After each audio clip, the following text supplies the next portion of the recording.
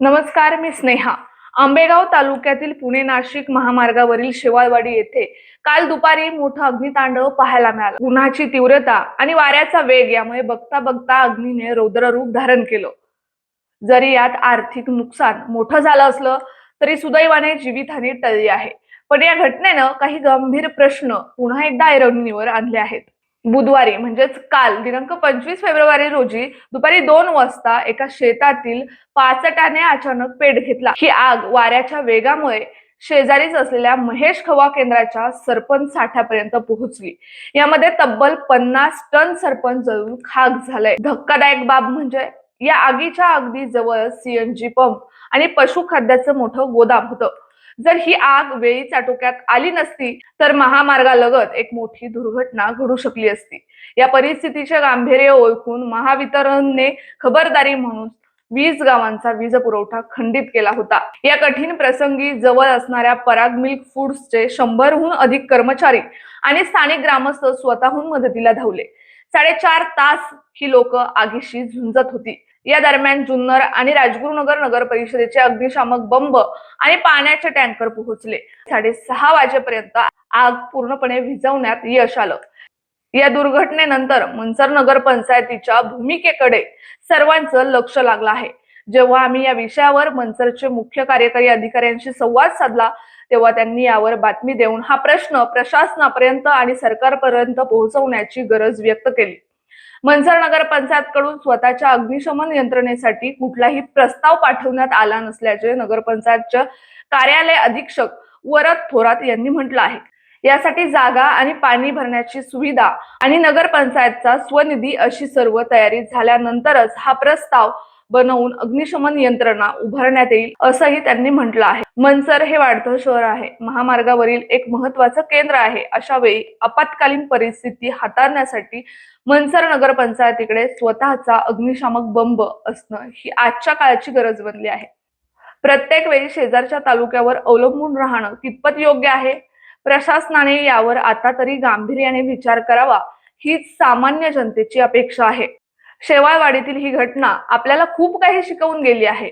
नुकसान तर झालंच आहे, पण आता तरी यंत्रणा जागी होणार का? याआधी मंचर शहरात अनेकदा दुकानांना आग लागल्याच्या घटना घडल्या आहेत. नुकत्याच झालेल्या या घटनेने मंचरसाठी स्वतंत्र अग्निशमन यंत्रणा किती महत्वाची आहे हे पुन्हा एकदा अधोरेखित झाले आहे. याबाबत नगरसेवक वसंत बानखले म्हणतात, शहराचा वाढता विस्तार पाहता शहरासाठी स्वतंत्र अग्निशमन यंत्रणा असायलाच पाहिजे आणि यासाठी ते स्वतः पुढाकार घेतील. हॅलो. हा नमस्कार, स्नेहा बारवे बोलतेय. मॅडम नमस्ते, बोला ना. नमस्कार. ती कालची बरं आपली शेवाळवाडीतली जी घटना घडली आगीची, हा. तर त्या संदर्भात आपण जुन्नरवरनं आणि खेडवरनं अग्निशामक दलाची गाडी बोलवली होती. तर खेडला आता फोन केला होता मॅडम. खेडला फोन केला होता. हा, मग त्या दोन्ही गाड्या आल्या होत्या. परंतु हा. आता मनसरमध्ये गाडीची काही व्यवस्था करणार आहे का आपण?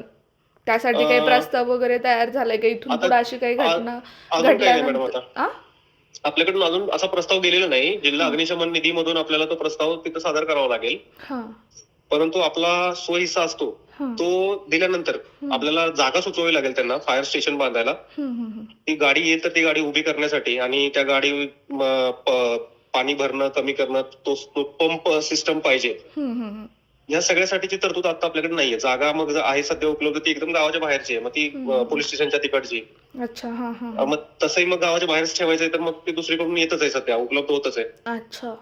तर सध्या आता सभा निवडून आली तर त्यांच्या संगनमतानं किंवा त्यांच्या एकमतानं एक जागा निश्चित करण्यात येईल. तिथं फायर स्टेशन बांधायच्या नंतर मग गाडी आली की आपल्याला तिथं उभं राहण्याची गाडीची प्रोव्हिजन करता येईल. Okay okay okay. जागा नसणे हा सध्या आपल्याकडे मेन हे आहे. जागेचा प्रॉब्लेम आहे आपल्याला म्हणजे. 2 वर्षापूर्वीपासून आपण अग्निशमन निधी लोकांच्या टॅक्स मधून गोळा करतो आणि त्याच्यातून आपला स्वमालकीचा हिस्सा म्हणजे शासन अग्निशमन निधीमधून आपल्याला फक्त 90% पैसे देतं. 10% पैसे आपल्याला आपला स्वमालकीचा हिस्सा भरावा लागतो. त्याची तरतूद आपण केलेली आहे. पण आता लोकांकडून आपण टॅक्स मधून घेतोय ना. ते त्याच्यासाठीच घेतोय मॅडम की उद्या आपल्याला स्वमालकीचा हिस्सा भरावा लागेल तर आपली तयारी पाहिजे. नाहीतर मग तेव्हा शासनाकडून 90% मंजूर झाल्यानंतर 10% गोळा करायला आपल्याला वेळ कुठून मिळणार. म्हणून आपण ते 10%ची तरतूद करून ठेवलेली आहे. 2 वर्षापासून आपण गोळा करतोय. अगदी मेगर आहे, म्हणजे 1000 रुपये पावती असेल तर 32 रुपये येतो त्यांना. अच्छा. नमस्कार. नमस्कार. काल मंचर शहरालगत असणाऱ्या शेवाळवाडी ग्रामपंचायत हद्दीत महेश खवा केंद्राच्या सरपणाला भीषण आग लागली आणि ती आग जवळपास 4 ते 5 तास चालू होती आणि त्या आगीचं तांडव इतकं मोठ्या प्रमाणात होतं की ती आग आटोक्यात आणण्यासाठी जुन्नरची फायर ब्रिगेडची गाड्या आणि खेडच्या फायर ब्रिगेडच्या गाड्या आपल्याला मंचर शहरात बोलवाव्या लागल्या. तर यासाठी तुम्ही काही उपाययोजना केल्यात का? अशा घटना यापूर्वी देखील मंचरमध्ये घडल्यात. तर अशा घटना भविष्यात घडू नये यासाठी मंचर नगर पंचायतमध्ये फायर ब्रिगेडच्या गाड्यांची काही आपण व्यवस्था करणार आहे का?